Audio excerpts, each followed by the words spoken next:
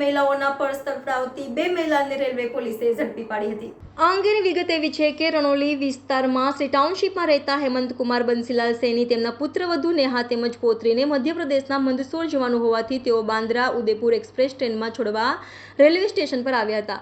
ટ્રેનના જનરલ કોચમાં નેહા તેમજ તેમની પુત્રી બંને ચડી ગયા બાદ ટ્રેન ઉપડી હતી અને થોડા સમયમાં નેહાનો તેના સસરા પર ફોન આવ્યો હતો કે બેગમાં મૂકેલું નાનું પર્સ ગીર્દીમાં ચોરી થઈ ગયું છે।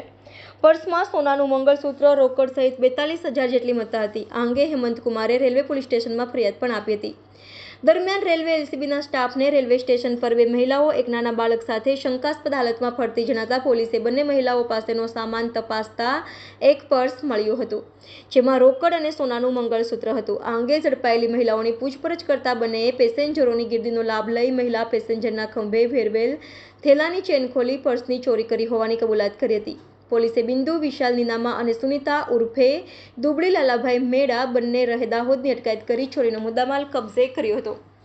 પોલીસે જણાવ્યું હતું કે ટ્રેનમાં ચડતી મહિલાઓને બંને મહિલાઓએ ટાર્ગેટ કરી હતી। નાના બાળકને આગળ કરી એક મહિલા પેસેન્જરની આગળ ઊભી રહે જ્યારે બીજી મહિલા પેસેન્જરની પાછળ પોતાની ઓઢણી પર્સ પર આડી કરી અંદરથી સામાનની તફડંચી કરતી હતી।